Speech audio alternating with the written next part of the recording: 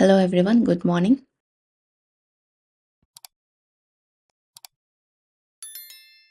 ഇന്നലത്തെ ട്രേഡിൻ്റെ ഡീറ്റെയിൽസ് ഞാൻ പറയാം. ഞാൻ ഇന്നലെ അനാലിസിസിൽ പറഞ്ഞിട്ടുണ്ടായിരുന്നു ഫ്ലാറ്റ് ഓപ്പണിങ്ങിൽ ഡൗൺ സൈഡാണ് പ്രിഫർ ചെയ്യുന്നത്. പക്ഷേ ഇന്നലെ എനിക്ക് setup wise down side entry കിട്ടിയിട്ടുണ്ട്. പക്ഷേ ഞാൻ എന്തുകൊണ്ട് എടുക്കാത്തതെന്ന് വെച്ചാൽ, എൻ്റെ ഡൗൺ സൈഡ് ഞാൻ എടുക്കുന്നതാണെങ്കിൽ തന്നെ എൻ്റെ ഒരു ടാർഗറ്റ് എന്ന് പറയുന്നത് ഏകദേശം മിനിമം ഈ ഒരു ലെവലായിരുന്നു. ചാർട്ട് വൈസ് ടാർഗറ്റ്, അല്ലാണ്ട് ഞാൻ ചെയ്യുന്ന ടാർഗറ്റ് അതല്ല. 200 പോയിൻറ്റ്സ് ആണ് എപ്പോഴും എൻ്റെ ടാർഗറ്റ്. പക്ഷേ ചാർട്ട് വൈസ് നോക്കുമ്പോൾ എൻ്റെ മിനിമം ടാർഗറ്റ് ഈ ഒരു ലെവലാണ്. അപ്പോൾ അതുകൊണ്ട് തന്നെ എനിക്കിവിടെ വളരെ സ്പേസ് കുറവാണ്. ഞാൻ ഇവിടുന്ന് എൻട്രി വരെ എന്തായാലും ഇവിടുന്നായിരിക്കും എൻട്രി വരാൻ ഇവിടുന്നായിരിക്കും. അപ്പോൾ ഇവിടുന്ന് എനിക്ക് സ്പേസ് വളരെ കുറവാണ്. അതുകൊണ്ടാണ് ഞാനിവിടെ ഡൗൺ സൈഡ് എൻട്രി എടുക്കാത്തത്. അങ്ങനെ ഞാൻ വെയിറ്റ് ചെയ്തു. ഇവിടെ കോൾ സൈഡ് എൻട്രി കിട്ടി. ഇനി സെക്കൻഡ് എൻട്രി കിട്ടിയത് ഇവിടെയാണ്. കോൾ സൈഡ് ഇവിടെ എൻട്രി കിട്ടി.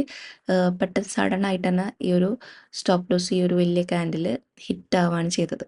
പിന്നെ എനിക്ക് വന്നിട്ട് ഇവിടുന്ന് കോൾ സൈഡ് എൻട്രി കിട്ടി. കോൾ സൈഡ് എൻട്രി കിട്ടി.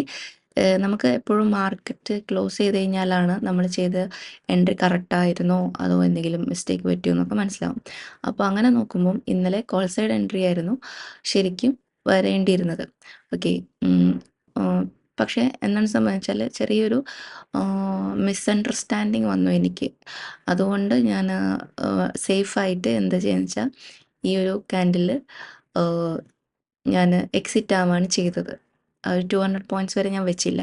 ആക്ച്വലി ആ എക്സിറ്റ് ആയ ശേഷം 2 ക്യാൻഡിൽ കൊണ്ട് തന്നെ 200 പോയിൻറ്റ്സ് ഇവിടെ അച്ചീവായി. അപ്പം നമുക്കെപ്പോഴും മാർക്കറ്റ് കഴിഞ്ഞാൽ ശരിക്കും എന്താണ് വേണ്ടിയിരുന്നത്, എന്ത് ഡിസിഷനാണ് നമ്മൾ എടുക്കേണ്ടതെന്നുള്ളത് മനസ്സിലാവത്തുള്ളൂ. ഓക്കെ. അപ്പോൾ ഇന്നലെ അത് വെച്ച് നോക്കുമ്പോൾ എനിക്കൊരു 100 പോയിൻറ്റ് മിസ്സായിപ്പോയി. ഓക്കെ. എന്നാലും കുഴപ്പമില്ല. മിസ്സാവുന്ന ദിവസങ്ങളിൽ ഒന്നുകിൽ കോസ്റ്റ് ഇറങ്ങണം, അല്ലെങ്കിൽ മാക്സിമം പോയാൽ എൻ്റെ മാക്സിമം ലോസ് ലിമിറ്റ് അവിടെ കാര്യങ്ങൾ നിർത്തണം. ഒരിക്കലും മിസ്സായി പോയി എന്ന് ശരിക്കും എനിക്ക് മാർക്കറ്റ് ഇന്നലെ ക്ലോസ് ചെയ്ത ശേഷമാണ് അത് മനസ്സിലായത്.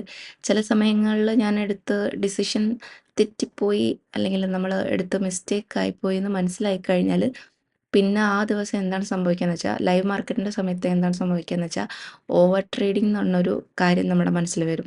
അത് മിസ്സായിപ്പോയി, ആ മിസ്സായത് തിരിച്ചു പിടിക്കണം എന്നുള്ളത്, അപ്പോൾ തന്നെ തിരിച്ചു പിടിക്കണം എന്നുള്ളൊരു കാര്യം മനസ്സിൽ വരും. അപ്പോൾ ഇതിൻ്റെ രണ്ടിൻ്റെ ആവറേജ് പോലെ ഒരു 50 പോയിൻറ്റ്സ് എങ്കിലും ക്യാപ്ചർ ചെയ്യാൻ പറ്റിയതാണ് ഏറ്റവും വലിയ കാര്യമായിട്ട് ഞാനിപ്പോൾ കരുതുന്നത്. ഓക്കെ. ഇനി ഇന്നത്തെ പ്ലാനിങ് എന്താണെന്ന് ഞാൻ പറയാം. ഫ്ലാറ്റ് ഓപ്പണിങ്ങിൽ ബൈയിങ് ആണ് most of the time prefer ചെയ്യുന്നത്. പിന്നെ ഗ്യാപ്പ് ഡൗൺ ആണെങ്കിൽ സെല്ലിങ് ആയിരിക്കും. മേ ബി ചിലപ്പോൾ മാറാൻ സാധ്യതയുണ്ട്. ബൈയിങ്ങിൽ മാക്സിമം ഫ്ലാറ്റിൽ മാക്സിമം ബൈയിങ് ആണ് നോക്കുന്നത്. പിന്നെ ഗ്യാപ്പ് ഡൗണിൽ സെല്ലിങ് ആയിരിക്കും. സെല്ലിങ്ങോ അല്ലെങ്കിൽ ബൈയിങ്ങോ ആയിരിക്കും. ഓക്കെ.